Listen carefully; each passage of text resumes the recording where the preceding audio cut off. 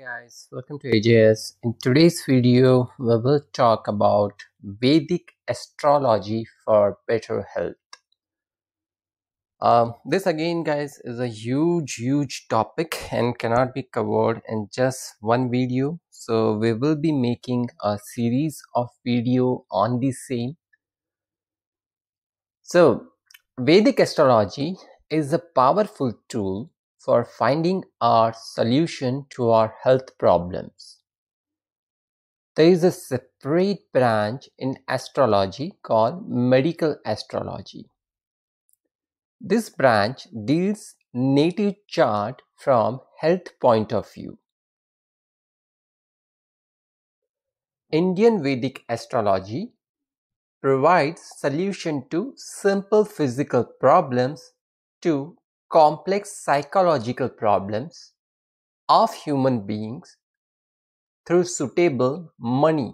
So money over here means gems, mantras, which is nothing but prayers, and aushadhi or Ayurvedic medicines. In ancient times, astrologers have good knowledge of all these Ayurvedic medicines. So, in the case of, I'm talking about India over here, especially the Asian subcontinent, and over here, there used to be ancient sages, and they used to perform all these prayers and have relative good knowledge of all the ancient texts, which did describe a lot about different medicines. So, like in one of the references of Ramayana, so wherein brother of Lord Ram, Lakshman, and he was like, as per the story goes, so Indrajit or Meghnad used a divine weapon, and Lakshmanji was wounded because of that. The only way he can come back to life was using Sanjeevani, which is an ancient herb and used to be found only in the Himalayas. And so the story I'm trying to say over here is like the Vedic texts had a lot of reference to some of the medicines which can cure a person who is almost dead, right? Also, in the ancient texts of Garud Puran, Kurma Purana and Vishnu Purana, therapeutic use of gems is mentioned.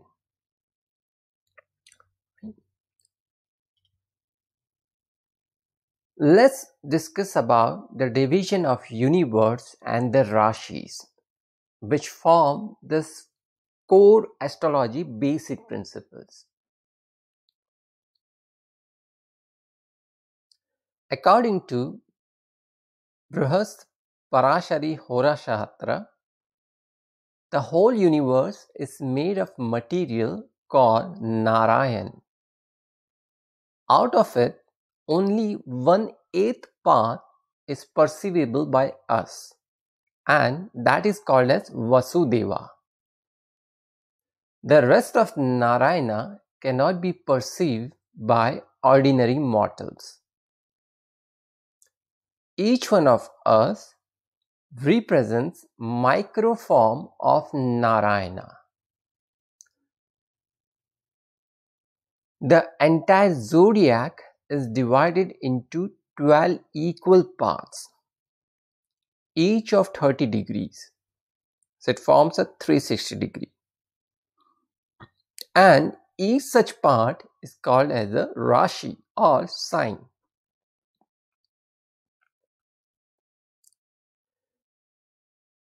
Let's see how this division is being made based on the Rashis. First, Mesh or Aries extend in zodiac between 0 to 30 degrees, and the body part represented here is head. Second, Rishabh or Taurus extent in zodiac 30 to 60 degrees, body part represented face. Third, Mithun or Gemini. Extent in zodiac 60 to 90 degrees, body part upper limbs. Fourth, Karka or Cancer. Extent in zodiac 90 to 120 degrees, body part represented heart or chest. Fifth, Singh or Leo. Extent in zodiac 120 to 150 degrees, body part upper abdomen. Sixth, Kanya or Virgo. Extent in zodiac 150 to 180 degrees, body part waist. Seventh, Tula or Libra. Extent in zodiac 180 to 210 degrees, body part lower abdomen and pelvis. Eighth, Vrishik or Scorpio. Extent in zodiac 210 to 240 degrees, body part external genitalia. Ninth, Dhanu or Sagittarius. Extent in zodiac 240 to 270 degrees, body part thighs. 10th, Makar or Capricorn. Extent 270 to 300 degrees, body part knees. 11th, Kumbh or Aquarius. Extent 300 to 330 degrees, body part legs. Last, Meen or Pisces. Extent 330 to 360 degrees, body part feet. These divisions are based on real stars in the sky.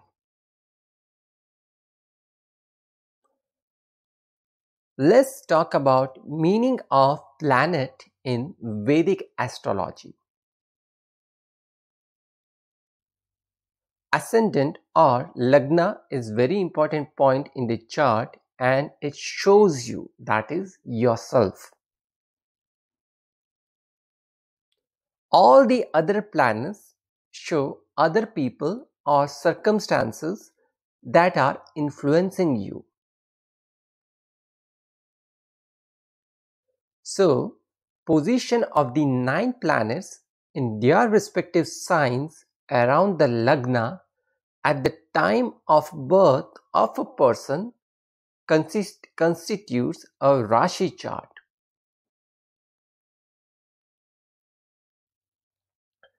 Let's talk about the planets. First, Jupiter, or in the ancient text Brihaspati. He is the teacher of gods, representing our intelligence and power of discrimination and judgment. Jupiter is the teacher of gods. All gods within us represent the good qualities in us. Second, Venus, the teacher of the demons, represents the demonic Rajas qualities in us. Venus exists within you. It rules enjoyment. The enjoyment is referred to high spirits and not meant to be harmful. As a teacher of demons, he keeps the demons under control. Third, Sun. Sun shows the soul within you. Sun is the king of your existence. Fourth, Mars. Mars is also called Mahasutha, meaning son of Mahi, that is earth, and is born from the sweat of Shiva. Ma, represented by Subramanya, stands for the initiative, drive, and aggression. Ma shows career. Ma shows the drive to do the things. Has the same energy as Subramanya. Ma governs the spirit of energy. Moon. Moon represents the mind and shows the mood. Moon also represents the Shodasa Kalas and the 16th divisional chart, that is Shodasha Varga Chakra is ruled by Moon. Moon shows the mind, sometimes empty and sometimes full. Moon goes through various phases, 16 in total, such as happy or sad. This also refers to mood swings.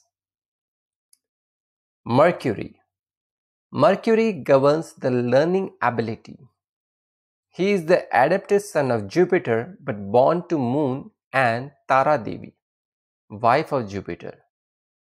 Jupiter did accept Tara Devi and Mercury as a student. Jupiter represents an ideal teacher and Mercury an ideal student. Mind needs some input from intelligence, which needs an agent to process it and give it to mind, that is, the learning ability. That is, Moon mind gets the input from Jupiter, that is intelligence, through Mercury, the learning ability. Shiva is energy. Shakti is the manifestation of that energy. Tara Devi, wife of Jupiter, is Trishakti, is the manifestation or expression of intelligence. Intelligence by itself lives in a vacuum and means nothing. With this manifestation is born the learning intelligence. Now, Jupiter, the intelligence, accepts Mercury, the learning ability, as a son or student. Mercury now processes that intelligence and mind acts on that process intelligence. In short, intelligence equal to Guru or Jupiter, learning ability equal to Mercury, process information or mind. Mind equal to Moon, execution of that information. So in short, intelligence Guru, learning ability Mercury, mind Moon. If you have a combination of all of that, life is all set. Next, Saturn. Saturn is discipline and hard work. Without Saturn, there wouldn't be any achievement. For those who don't work hard, he forces on them. He is also called Shani or slow planet. Discipline and the hard work needed is represented by the Saturnian energy. That is why we will see Saturn strong in all of scenes. Saturn also shows steadfastness, Nishkarm Karma Yoga, austerity. Saturn is perceived as a bad planet, but he puts people to work and makes things happen.